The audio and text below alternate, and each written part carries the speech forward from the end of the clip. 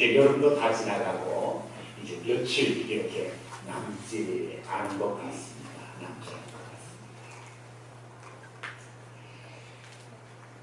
분명히 아는 것과 희미하게 아는 것의 차이라는 글이 있습니다. 한번 볼까요? 분명히 아는 것과 희미하게 아는 것의 차이. 분명히 아는 것과 희미하게 아는 것은 전혀 다릅니다. 분명히 아는 것은 내 것이지만 희미하게 아는 것은 남의 것이기 때문입니다. 분명히 사랑하는 것과 희미하게 사랑하는 것은 다릅니다. 분명히 사랑하는 것은 아름답지만 희미하게 사랑하는 것은 추하기 때문입니다. 분명히 바라는 것과 희미하게 바라는 것은 다릅니다. 분명히 바라는 것은 이루어지지만 희미하게 바라는 것은 이루어지지 않기 때문입니다.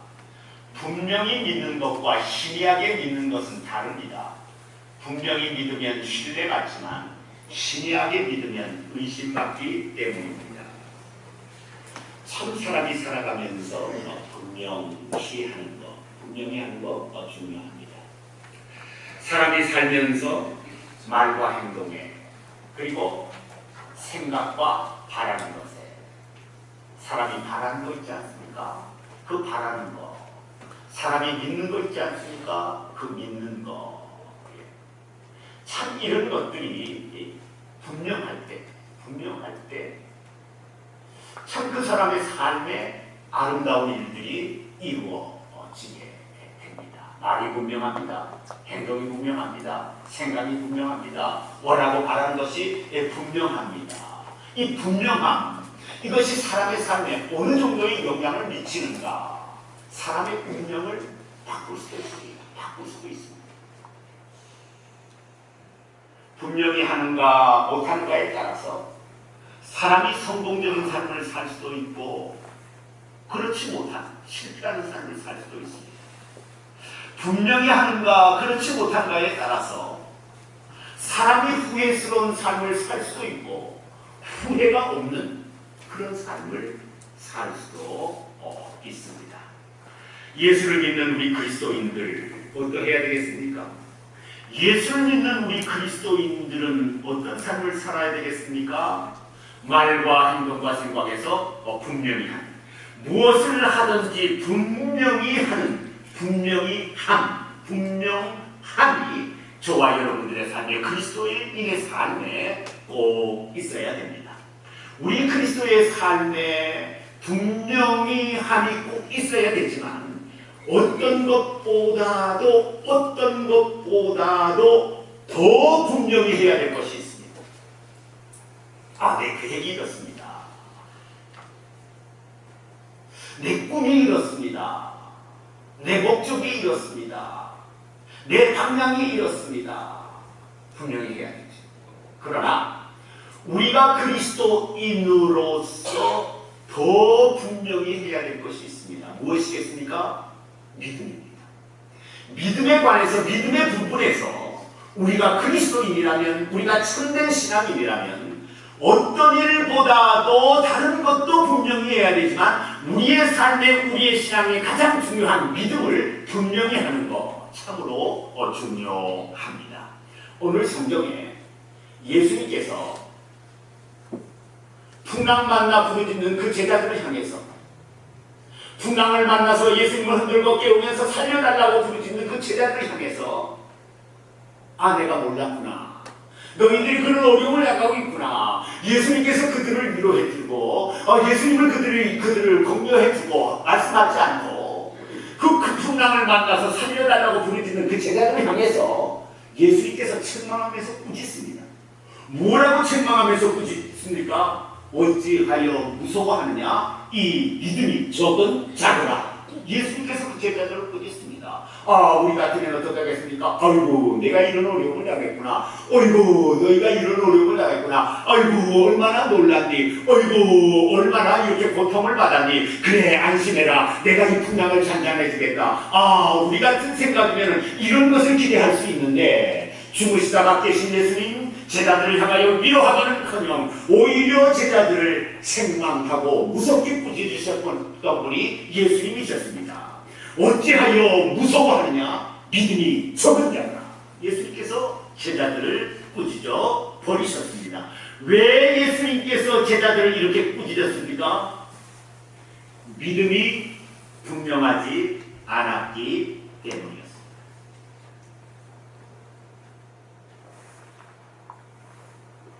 제자들은 오늘 8장 23절부터 우리가 읽었지만 8장 1절부터 읽으면 놀라운 예수님의 기적들, 예수님께서 행하신 놀라운 기적들이 8장 1절부터 나옵니다.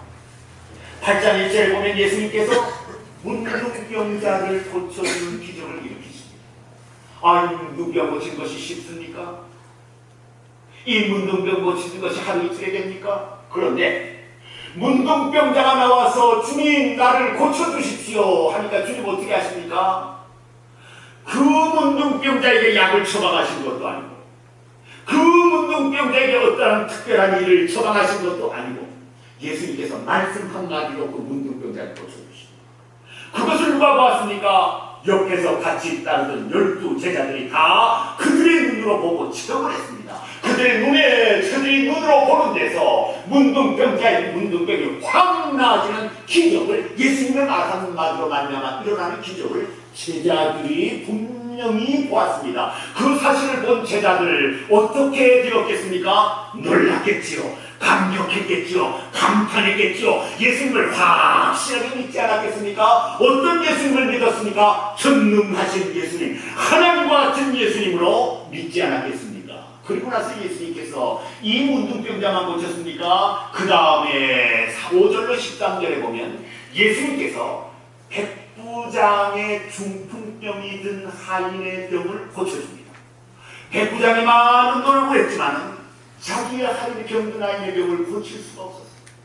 사랑해서 고쳐주려고 온갖 일을 다 해보았지만 그 자기의 병든 하인의 병을 고쳐줄 수가 없었습니다. 그래서 그 백부장이 어떻게 합니까? 사람을 보내어서 또 말을 보내어서 자기가 나와서 예수님 내 종이 병들었으니까 주님이 고쳐주셔야 되겠습니다. 주님 고쳐 주십시오. 그때 예수님 어떻게 하셨습니까? 그 백부장의 집에 가지 않으셨어요. 그 백부장의 집에 같이 동행해서 가서 그 백부장을 손으로 이리 만지고 저리 만지고 하시지 않으셨습니다. 백부장이 말할 때 예수님께서 그 종을 보지도 않고 먼 곳에 서서 말씀만 하시니까 그 종이 어떻게 되었습니까? 낫는 기적의 역사가 일어났습니다. 제자들이 이 놀라운 기적을 체험했습니다. 그리고 나서 14절로 17절에 보면 예수님께서 예수님의 제자였던 베드로의 장모가 열병이 들렸는데 가서 말씀도 아니하시고 손만 잡으니까 그 열병이 떠나가는 치료되는 기적이 일어났습니다. 얼마나 여러분 놀랐겠습니까? 그리고 이 예수님께서 베드로의 집에 들어가시니까 많은 동네 사람들이 병자들을 데리고 와서 고쳐달라고 아우성합니다. 그때 예수님 어떻게 합니까? 한 사람도 거절하지 않고 일일이 예수님께서 그 많은 병자들을 다 고쳐주십니다. 병자들만 고쳐준 것이 아니라 귀신 들려서 온 사람들조차도 그들에게서 귀신을 내어 쫓아주는 그런 기적을 예수님께서 행하셨습니다. 제자들은 예수님을 쫓아다니면서 예수님과 함께하면서 얼마나 많은 기적들을 보았습니까? 말할 수 없는 기적들을 보았습니다. 그리고 사람으로서는 감히할 수 없는 기적들을 보았습니다. 그들의 눈으로 생생히 병자들이 낫는 기적들을 제자들은 다 체험을 하였습니다. 제자들의 믿음이 어떠했겠습니까? 이런 기적을 행하시는 그 예수님을 보면서 제자들의 믿음이 어떠했겠습니까? 제자들은 예수님을 감격하고 감탄하고 놀라우면서 그 예수님을 확실히 믿었습니다. 그 예수님을 분명하게 믿었습니다. 그리고 나서 예수님의 제자 된 것을 자랑스럽게 여겼습니다. 내가 바로 이런 분의 제자다라고 자랑스럽게 여겼습니다. 제자들은 많은 사람들이 보는 앞에서 굉장한 믿음의 사람들로 행동했습니다. 왜? 예수님의 그 기적을 보면서 예수님의 제자가 된 것을 자랑스럽게 여기면서 그 제자들이 여러분 사람들이 보는 앞에서 굉장한 믿음의 사람들로 말하고 행하지 않았겠습니까? 그래서 예수님께서 그 기적을 행하신 후에 배를 타고 갈릴리로 가시니까 오늘 23절 말씀에 배에 오르시되 제자들이 따랐더니 제자들이 아주 당당해서 제자들이 아주 흥분해서 제자들이 너무 기뻐서 예수님을 따랐다는 말씀입니다. 그런데 잠시 후에 문제가 생겼습니다. 예수님께서 기적을 행하신 것이 얼마 되지 않는데 예수님과 함께 배를 타고 갈릴리 바다를 가는데 엄청난 풍랑을 만났어요. 엄청난 바람을 만났습니다. 엄청난 파도를 만났습니다. 엄청난 바람이 몰아치고 그 바람과 함께 엄청난 파도가 때려칠 때 조그만 배가 견딜 수 있습니까?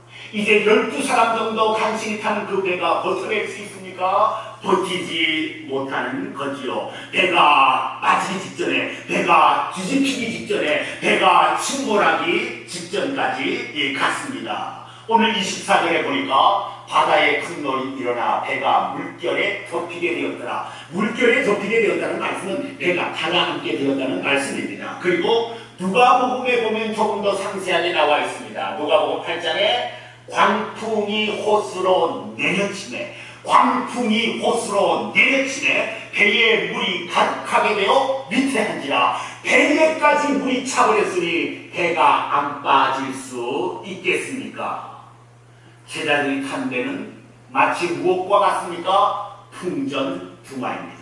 바람 앞에 등불과 같이 바람이 촛불에 몰아치는데 그 촛불이 꺼지지 않을 수가 있습니까? 마치 바람 앞에 촛불처럼 풍전등화 상황에서 제자들은 이제 죽을 수밖에 없는 상황에 처했습니다. 이렇게 죽을 수밖에 없는 상황에 처하니까 제자들이 죽으시는 예수님을 깨웁니다. 오늘 성경 25절 말씀에 주여 구원하소서 우리가 죽겠나이다. 오늘 성경에 우리는 글로 읽으면, 문자로 읽으면 주여 구원하소서 우리가 죽겠나이다 의미가 없습니다. 그러나 제자들이 배가 가라앉을 상황 속에서 예수님을 흔들면서 깨울 때 그때의 목소리의 톤, 그때의 급급한 음성을 한번 여러분 생각해 보십시오. 그냥 주여 구원하소서 우리가 죽겠습니다 그렇겠습니까? 아마 발버둥을 치면서 아마 절규하면서 예수님 우리를 구원해 주십시오 라고 했을 것입니다. 공포와 두려움 속에서, 절망과 낙심 속에서, 좌절과 고통 속에서 이제 비참하게 죽을 그 상황을 연상하면서 제자들이 발버둥 치면서 절규하면서 예수님을 깨우지 않았겠습니까? 이렇게 예수님에게 살려달라고 나와서 예수님을 흔드는 그 제자들, 예수님께서 보시고 너희 믿음이 어디냐? 너희 믿음이 어디냐? 그들에게서 조금 전에 보았던 예수님께서 기적을 행하시고 능력을 행하시고 귀신을 쫓아내고 병자를 고칠 때 그들이 가졌던 그 믿음을 풍랑 앞에서 전혀 볼 수 없었을 때 예수님께서는 너희 믿음이 어디 있느냐고 제자들을 책망하셨습니다. 풍랑을 만나기 전 제자들은 예수님을 전능하신 하나님으로 믿었습니다. 그리고 자신들이 예수님의 제자인 것을 자랑스러워했습니다. 많은 사람들이 보는 앞에서 믿음의 사람들로 행동하였습니다. 그러나 풍랑 만나기 전에 그들의 믿음은 행동은 그러하였지만 그리고 그 후에 풍랑을 만난 후에 그들의 믿음은 완전히 주님이 보시기에 주님 앞에서 믿음 없는 것과 똑같은 사람으로 변해버리고 말았습니다. 풍랑 전의 믿음이 아니라 풍랑 후의 믿음은 완전히 믿음 없는 사람의 모습으로 변해버리고 말았습니다. 예수님께서 제자들에게 보려고 하셨던 믿음은 무엇입니까? 큰 믿음이었습니다. 어떤 큰 믿음이었습니까? 광풍과 파도 앞에서도 요동하지 않는 그 믿음, 죽음의 직전까지 이르러서도 흔들리지 않는 그 믿음, 그래서 주님을 향하여 분명하고 확실하고 확고한 믿음을 주님 앞에 보여주기를 주님께서 원하셨습니다. 그러나 제자들은 풍랑전의 믿음과 풍랑을 당했을 때의 믿음이 완전히 다른 믿음인 것을 보고 주님은 실망하셨고, 그래서 그들을 꾸짖을 수밖에 없었던 분이 주님이셨습니다. 믿음이 적은 자들아, 너희 믿음이 어디 있느냐? 제자들의 믿음은 과연 어떤 믿음이었습니까? 과연 제자들의 믿음은 어떤 믿음이었습니까? 풍랑전에는 그렇게 당당하고, 풍랑전에는 그렇게 자랑스러워하고, 풍랑전에는 그렇게 대단한 믿음이었던 그 제자들, 풍랑 후에, 풍랑을 만난 후에는 그들의 믿음이 완전히 사라져버리고 말았습니다. 과연 제자들의 믿음은 어떤 믿음이었는가? 제자들의 믿음은 분명하고 확실한 믿음이 아니라 분위기에 의해서 좌우되는 분위기 믿음이었습니다. 제자들의 믿음은 분명하고 확실한 믿음이 아니라 상황에 의해서 좌우되는 상황 믿음이었습니다. 분명하고 확실한 믿음이 아니라 신바람에 의해서 좌우되는 신바람 믿음이었습니다. 분위기 믿음. 분위기가 좋아지는 믿음이 확 살아나고, 분위기가 식으면 믿음도 확 식어버려요. 많이 있습니다. 신앙은 분위기에 의해서 생겨지는 것이 아니에요. 분위기에 의해서 생겨지는 것. 상황에 의해서 좌우되는 믿음 아닙니다. 상황이 편안하고 좋아지면 믿음이 불처럼 떠나가, 상황이 어려워지면 완전히 물을 기운 것처럼 이렇게 식어버리는, 찾아버리는, 없어져 버리는 그런 믿음 아닙니다. 성경에서 말하는, 예수님께서 말씀하시는 믿음, 그런 믿음이 아닙니다. 그리고 신바람에 의해서 좌우되는, 신바람이 일어나면 그 믿음이 그냥 용솟치지만, 그러나 그 신바람이 가라앉으면 사그러져 버리고 없어져 버리고 움츠려져 들어버리는 그런 믿음은 신앙의 믿음이 아닙니다. 예수님께서는 제자들에게 어떤 믿음을 원하셨습니까? 예수님께서는 오늘 저와 여러분들에게 어떤 믿음을 원하십니까? 예수님께서 저와 여러분들에게, 예수님께서 제자들에게 바라고 원하는 믿음은 바로 이런 믿음이었습니다. 어떤 믿음입니까? 어떤 상황에서도 흔들리지 않는 믿음, 어떤 형편에서도 약해지지 않는 믿음, 어떤 처지에서도 움츠러들거나 뒷걸음치지 않는 분명하고 확실한 믿음을 예수님께서는 제자들에게, 예수님께서는 오늘 저와 여러분들에게도 요구하고 원하고 계십니다. 어떤 상황에서도 흔들리지 않고, 어떤 형편에서도 흔들리지 않고, 어떤 처지에서도 움츠러들지 않는 확실하고 분명한 믿음으로 살아가시는 저와 여러분들이 되시기를 주님의 이름으로 축원합니다. 어떤 상황에서도 여러분 믿음에서 뒷걸음치지 마십시오. 어떤 상황에서도 내가 믿고 있는 이 믿음에서 의심하지 말고 흔들리지 마십시오. 아무리 상황이 어려워도, 아무리 상황이 힘들어도 내가 믿는 그 믿음에서 조금도 요동이나 결집이나 변동이 없는 확고하고 분명한 믿음을 주님 앞에 보이셔야 됩니다. 그럴 때 그 사람의 삶에 여러분 기적의 역사가, 그 사람의 삶에 축복의 역사가 일어나게 됩니다. 하비 메케이라는 분이 이런 말을 하였습니다.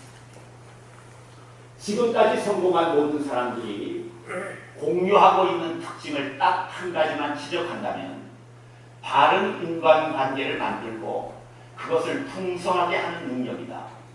이 기본을 모르고 성공을 바라지 말라. 성공은 인맥에서 시작된다. 맞습니까? 틀립니까? 성공은 인맥에서 시작된다. 아멘. 맞아요. 세상 사람들이 성공하는데요, 인맥 없이는 성공할 수 없습니다. 이 인맥이 뭡니까? 사람들과 연결되는 줄과 끈입니다. 이 줄과 끈입니다. 이 줄과 끈이 없이, 누구도 여러분 이 성공할 수 없어요. 도와주는 줄, 협력해주는 끈, 이끌어주는 줄, 보조해주는 끈, 옆에서 나타나거나 드러나지는 않지만 후원해주는 줄과 끈, 이런 것이 있을 때 그 사람이 성공할 수 있다는 얘기입니다. 그러니까 세상 사람들이 성공하기 위해서는 이 사람들과의 줄과 관계가, 이 관계성 상당히 중요합니다.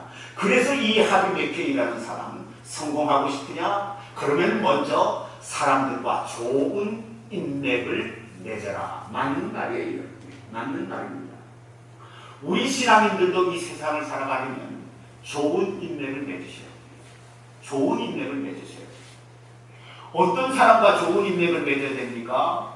바르고 선한 사람들과 좋은 인맥을 맺으셔야 돼요. 바르고 선한 사람들, 그리고 정직하고 진실한 사람들과 인맥을 맺으셔야 돼요. 그래야 바르게 성공할 수 있어요. 그래야 성공을 해도 성공다운 성공을 할 수가 있습니다. 우리가 신앙인으로서도 인맥이 중요한데 이 인맥보다 더 중요한 것이 하나가 있습니다. 이 인맥보다 더 중요한 것이 하나, 뭡니까? 인맥보다 더 중요한 하나는 바로 여러분 신맥입니다. 신맥. 인간과의 줄이 아니라 하나님과의 관계, 하나님과의 줄입니다. 아무리 인맥이 좋다 해도, 신앙인이 아무리 인맥이 좋다 해도 하나님과의 이 신맥이 없다면 그 여러분 인간관계 소용없습니다. 그 인간관계를 성공했어도 그것은 여러분 아무런 소용이 없습니다. 신명기 32장 39절에 나본 내가 그인 줄 알라. 나와 함께하는 신이 없도다. 내가 죽이기도 하며 살리기도 하며 상하게도 하며 낫게도 하나니 내 손에서 능히 건질 자 없도다. 우리가 믿는 하나님은 어떤 하나님이십니까? 살리기도 하고 죽이기도 하고 상하게도 하고 낫게도 하시고 낮추기도 하고 높이기도 하시고 부하게도 하고 가난하게도 하시고 세우기도 하시고 무너뜨리기도 하시는 분, 바로 저와 여러분들이 믿는 그분, 그 하나님이 바로 이런 분이십니다. 무엇이든지 그의 뜻대로 하시는 분이 바로 우리 하나님이세요. 바로 이런 하나님이 우리에게 뭐가 되어야 되겠습니까? 이런 하나님이 저와 여러분들의 삶에 든든한 신맥이 되어야 돼요. 든든한 신맥이 되어야 됩니다. 사람에서 든든한 신맥을 찾습니까? 내가 배운 것에서 든든한 맥을 찾습니까? 경력에서 내가 맥을 찾습니까? 내가 이런저런 것 가지고 맥을 찾습니까? 그러나 어떠한 것보다도 우리 믿음의 사람들에게 중요한 것은 든든한 하나님과의 관계, 하나님과의 줄, 이 든든한 신맥이 있어야 됩니다. 이사야서 40장 38절로 31절에 영원하신 하나님 여호와 땅 끝까지 창조하신 자, 피곤치 아니하시며 곤비치 아니하시며 명철이 함이 없으시며 피곤한 자에게는 능력을 주시며 무능한 자에게 힘을 더하시나니 여호와를 앙망하는 자는 새 힘을 얻으리니 독수리의 날개치며 올라감 핫을 것이요 다른 박질하여도 곤비치 아니하겠고 걸어가도 피곤치 아니하리로다. 하나님은 어떤 하나님이십니까? 창조자이신 하나님이세요.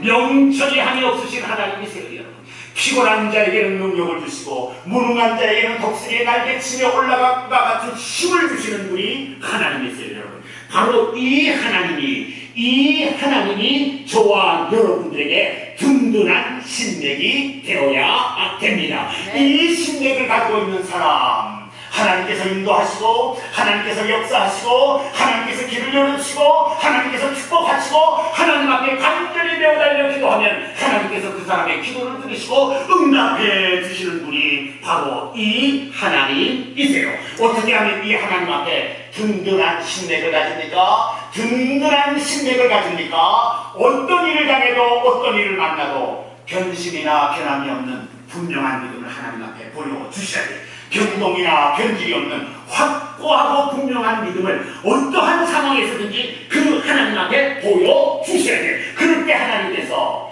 명철이 하나 없으시고 천지를 창조하시고 약한 자에게 힘을 주시는 그 하나님께서 저와 여러분들의 삶에, 특별히 여러분들의 삶에 하나님께서 놀라운 기적의 역사를 나타내 주십니다. 이것을 체험한 다윗은 뭐라고 했습니까?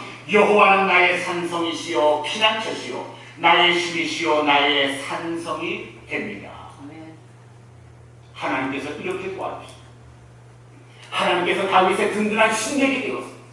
다윗의 삶을 이렇게 도와주신 것을 체험한 다윗은 하나님은 나의 산성이십니다. 하나님은 나의 피난처십니다. 하나님은 나의 힘이십니다. 하나님은 나의 요새이십니다. 다윗이 체험했기 때문에 이사야는 우리에게 이렇게 말씀해 주십니다. 주께서 심지가 견고한 자를 평강의 평강으로 지키시리니 이는 그가 주를 의뢰함입니다. 심지가 견고함입니다. 어떤 상황에서든지 그 하나님을 향한 신앙이 확고하고 확실하고 분명하면 그렇게 심지가 견고한 사람은 하나님께서 평강을 지켜주십니다. 불안한 상황이 있고 어려운 상황이 있고 이렇게 초조한 상황이 있을 때 하나님께 함께 분명한 신앙을 보이면 하나님께서 그의 삶의 평강의 평강으로 지켜주시니 모든 불안을 물러쳐주시고 그리고 그의 삶에 큰 평안과 기쁨이 있도록 하나님께서 축복해 주신다고 약속하셨습니다. 하나님 앞에 분명하고 든든하고 확실한 신앙을 써서 하나님 앞에 심지가 견고한 자로 인정을 받는 저와 여러분들이 되시기를 주님의 이름으로 축원합니다. 고사성어 가운데 반승반속이라는 말이 있습니다. 언젠가 제가 여러분들에게 한번 말씀을 드린 것 같은데요. 반승반속, 이게 무슨 말인가? 승려가 되겠다고 세상 것을 다 포기하고 승려의 길을 나선 사람을 말합니다.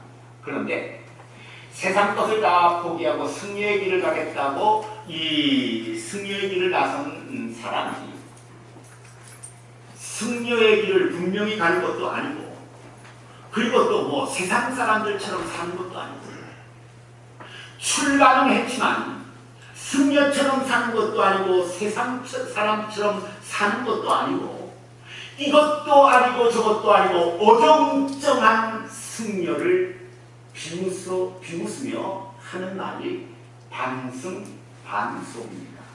반승려요. 반 세상 사람이라는 뜻이죠.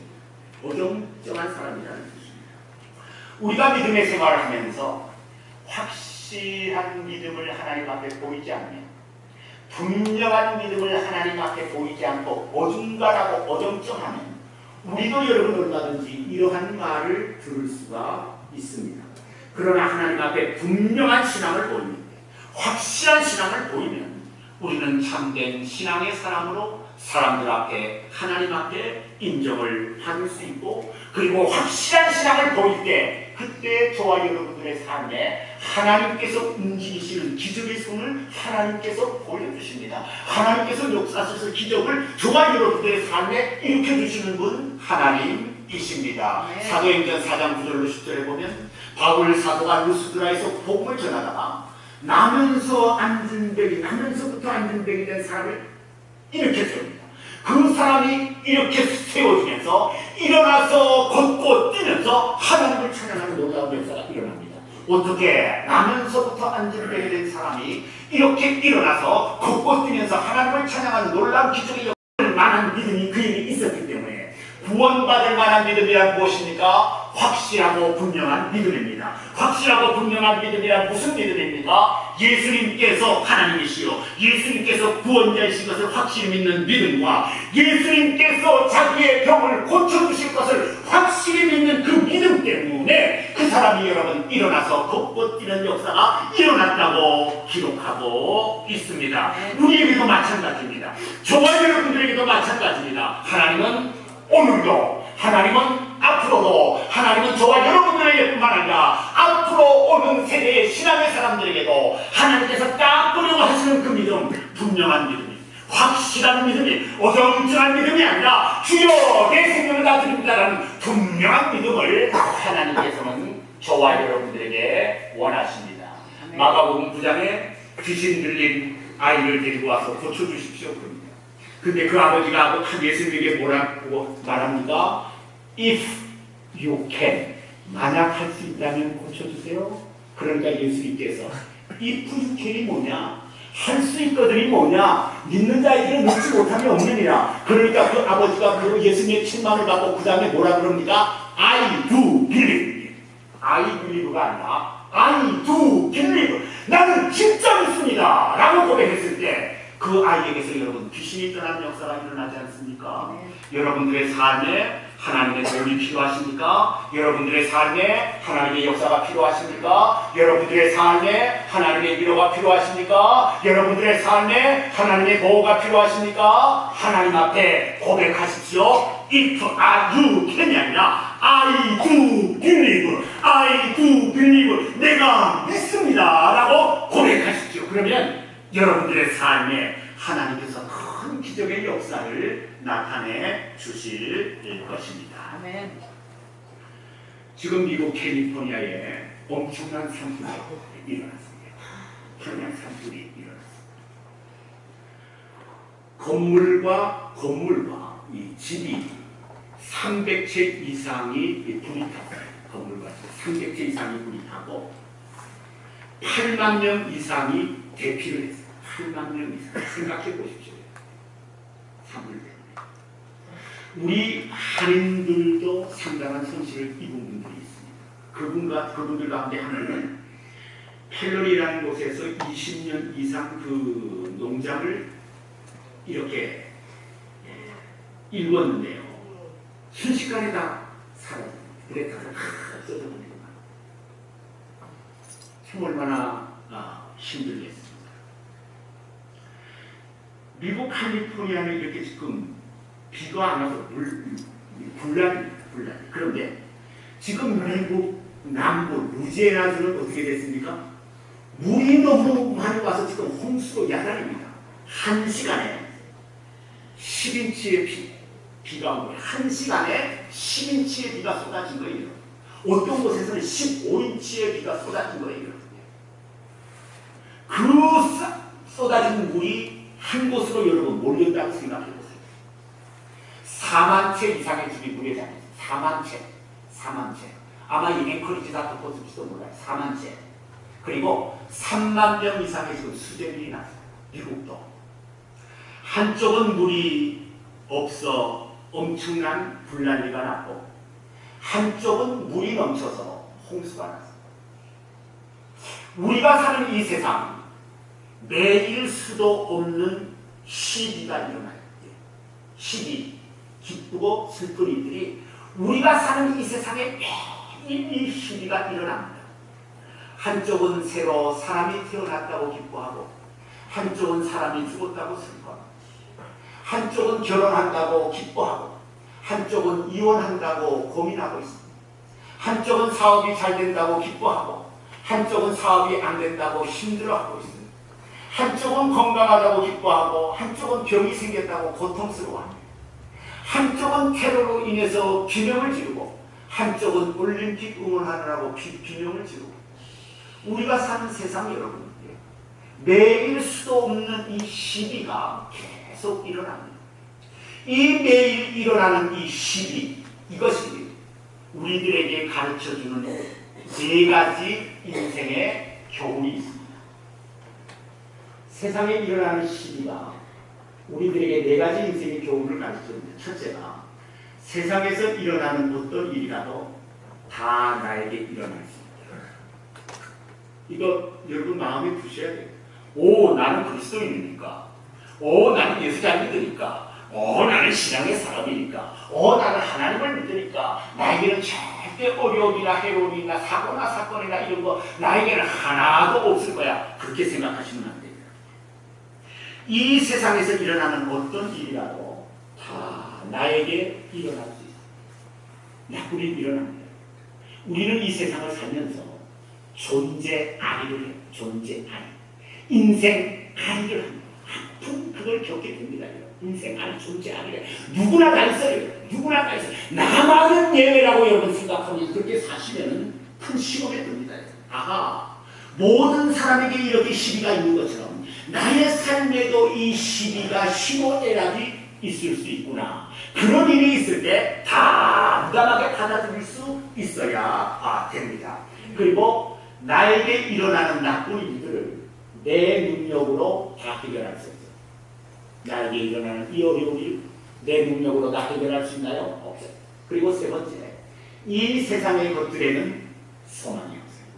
이 세상의 것들에 짧게 살든 깊게 살든 부하게 살든 가난하게 살든 많이 배우고 살든 못 배우고 살든 유명하든 무명하든 어떤 사람이든지 이 세상에서 소망이라고 확실하게 붙일 수 있는 거 없어요.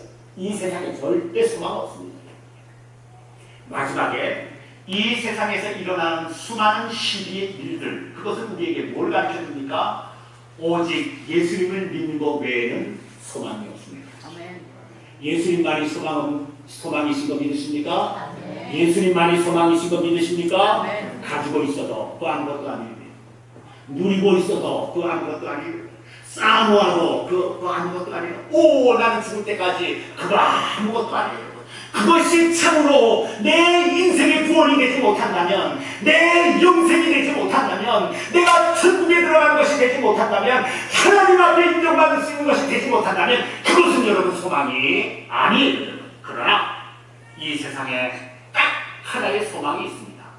예수 믿는 것 외에는 이 세상에 소망이 없어요. 우리가 예수 믿을 때 어떻게 믿어야 됩니까? 잘 믿고 바로 믿으셔야 돼요. 잘 믿고 바로 믿고, 그리고 진실히 믿고 성실히 믿고, 그리고 세 번째는 어떻게 믿어야 됩니까? 확실하고 분명하게 믿으시고, 어떤 상황에서도 흔들리거나 변함이 없는, 어떤 어려움이 나에게 다가와도 흔들리거나 변함없는, 그래서 그 확실한 믿음을 보여주셔야 돼요. 제사님처럼 죽겠습니다라고 난리를 치는 그런 신앙이 아니라 어떤 어려움이 와도 주님을 단단히 믿고 요동치 않는 그 믿음으로 살아가셔야 돼. 살아가는 여러분들의 남은 생이 얼마나 됩니까? 남은 생애 동안만이라도 확실하고 분명한 믿음으로 살아가시는 저와 여러분들이 되시기를 주님의 이름으로 축원합니다.